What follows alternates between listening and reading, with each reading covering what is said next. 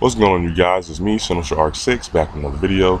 Today's video is actually going to be a video response to my buddy Spritesnbytes. He made a video asking people to show off their rare games, and here is my video response. Before I start this, I want to let you guys know, just because these games are rare, don't mean that they're expensive. I believe just because the game is rare, doesn't mean it's expensive as well. It means it's hard to fucking find. But with that being said, let's get into the video. The first game I'm going to show you guys today is Super Robot Wars. It's the first game in Super Robot Wars series. It came out on the Game Boy and the Famicom. The first one on the Famicom, I can't find that motherfucker at all. Like, it's super hard to find. I haven't even seen a copy of it personally. The only one I've ever seen was the Game Boy, and that one was hard as hell to find itself. So, well, Super Robot Wars. The next game is also another game in the Super Robot Wars series, and it's Lords of the Elemental. This game actually is the last game in the original storyline of Super Robot Wars, because it's a bunch of different storylines within that whole series. That game, it was kind of hard to find, not too bad. I was kind of picky on how like the condition it was and stuff like that. It was kind of difficult to find it complete, but it wasn't the hardest game that I've picked up to find rare anyway. The next game that I'm going to show you, I didn't realize it was rare. It's actually kind of rare. It's shooting up in price, and that is Hyperstone Heist. It's pretty much the Sega version of Turtles in Time. I really like this game. I bought it for like 20 bucks, and next thing I know, it's shooting up to 40, 50, and I'm like, holy shit. I didn't realize that the game was that expensive, or people were really seeking after that game to make the price go up. But I think it's because the Ninja Turtles movie came out, and that's when I started to see a rise. But that goes to that one. The next game is an RPG on the Genesis, and you already know there's not many of those anyway, and that is Sorceress Kingdom. I bought this pretty cheap as well. I bought it for like 10, 11 bucks. And now I'm starting to see it shoot up to about 20, 30-ish. What I'm starting to notice is a lot of Genesis games are starting to shoot up in price a little bit. So if you're going to get into Genesis collecting, do it now, because I believe in the next year or so, shit is going to get ridiculous. The next game that I'm showing you guys is on the Saturn. It is Bluebreaker. This is a strategy RPG. Well, more of an adventure RPG, action RPG. Oop, there goes my phone, son of a bitch.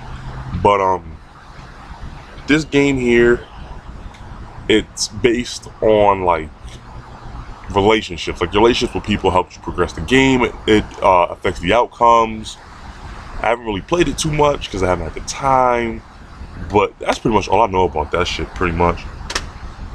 The next game I'm gonna show you guys is another Saturn game. It is Fita Remake.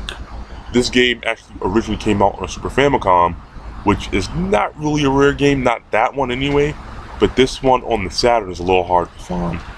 I seen some video on it. I was like, this shit is awesome, so I went and picked it up. And I haven't had time to play it. I want to, I really want to, because this game looks so good. Alright, these next two games is part of a 7-part series. And all of these games are fucking hard to find. Well, I'm gonna bundle these bitches together. And these are Dorado Gate 2 and 3. It's an RPG series, 7 parts, and each one gets harder to find after the next. 1 through 3, they're rare, they're hard to find, but they're not that bad. Once you go to like 4, 5, 6, and 7, 7's fucking damn near impossible. Well, not impossible, but you don't see many copies out there. And I think 6 and 7 are like the $50 range, which is not too bad, but it's hard to find. The RPGs that came out on the Dreamcast didn't come out in America, you know, it's fucking crazy. The next game, this game is hard, it's rare because it's a newer game. It came out on the Genesis, and mainly people are just buying it just to sell it and like selling it for ridiculous prices, and that's Pure Solar. I paid 55 bucks for this. I bought it from the watermelon site. They were doing orders. I caught it at the right place at the right time. I picked it up. And that's pretty much it. I heard the music is phenomenal. I heard the game was awesome. I just haven't had the chance to play it too much.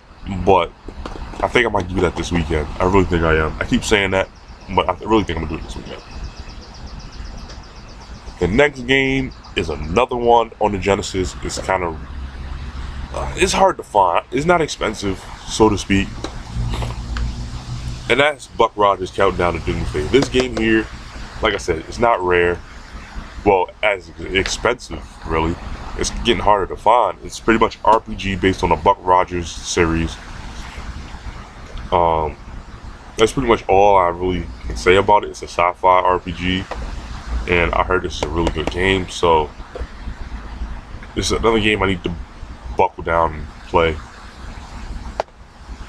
The next game is one of my favorite series of all time. It's one of my favorite series of all time. And that is Yakuza 2. This game, out of the whole series, is the rarest fucking one. Well, rare and expensive. Well, American anyway. This is one of the last games on the PS2. And it's awesome, but I just don't understand why it goes for damn near 80 bucks. The first one, 10. This one is like 60 to 80. 3, I get it for under 10 bucks. 4, I get for under 10 bucks. And 5, I think, is the next one. I think it's like in the $30, $40 range, but that's because it didn't come out here. But this is rare because it's one of the last games on the PS2. And it's an awesome game, man. It's just 80 bucks? Really? Yeah, fuck out of here with that. The next game, this one is not really rare, but to get it for a decent price is just a bitch, man. And that is Xenoblade Chronicles.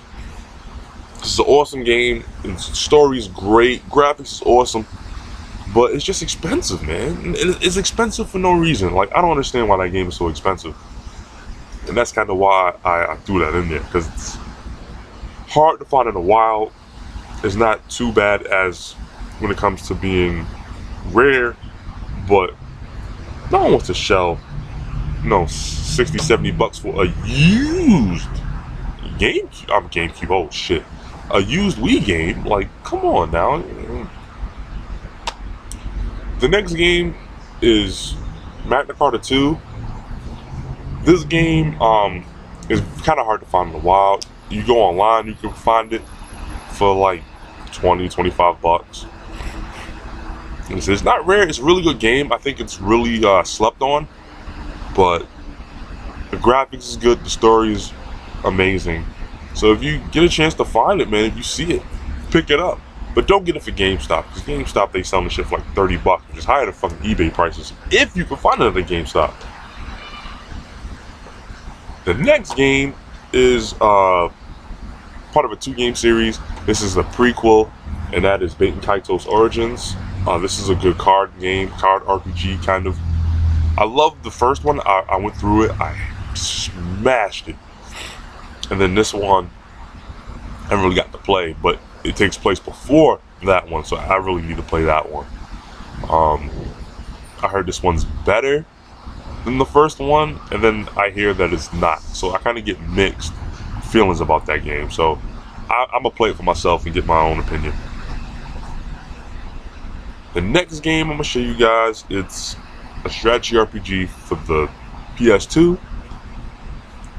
And that is Growlands Generations. This is the spiritual successor to Warsong or Langrisser. And this one has, I think it's 2 and 3 packed in here. You see it's 2 discs, which is, it's 2 different games. But I think you have to beat this one to play it on this one. I'm not sure. I haven't gotten into it too much. I played the first one. It's awesome. And I got stuck on a battle. I got pissed off and rage quit because these games, strategy RPGs, are challenging, man. Unlike adventure RPGs, in my opinion, which is just, in my opinion, beat 'em ups with stats, pretty much. That's my opinion. I still love, action RPGs. It's just, I can blow through those on like the hardest difficulty, like that, because it's pretty much a beat 'em up. But that's neither here or there. that could be a topic for another video. And the last game I'm gonna talk about in this video, this game was only released. This is the only game in the series released here, and in the recent days it shot up a fucking price. And I've talked about this in quite a few videos, and that's Warsong. My oh my, this is an awesome strategy RPG. It's kind of like the Sega version of Fire Emblem. If you know, you get your armies out, you know, your generals and shit, and you shoot them out to attack different like enemies, and you have different objectives in the missions. And what makes this game so fucking hard is that if you lose a general, he's gone for good, kind of like Fire Emblem. And I don't know how many times I've reset my damn Genesis because I lost the general I knew I needed. So I'd be like, son of a bitch, reset like the first match before I realized that if a general died, he was dead for good. I went through it. It was like an hour-long battle, maybe an hour and a half. I'm trying to kill everybody, and I'm losing generals in the process. And then I get to the next match, and I realized, holy shit, they're gone for good. I can't get these guys back, so I had to reset it. And ever since then, on that first one, if I lost the general that I want to keep, I just have to reset it. So I did it at least a good 4, 5, 6, 7, 8, 9, 10 times. I just didn't want. I wanted all my generals. But that's pretty much it. This is not all my rare stuff, but this is what I wanted to show you guys and pretty much talk about in this video. But that's it for this video. Shout out to Spritesnbytes. I'm gonna leave his link to his channel in the description, wherever down here. But this is Essential Arc 6, man, and I'm out. Peace.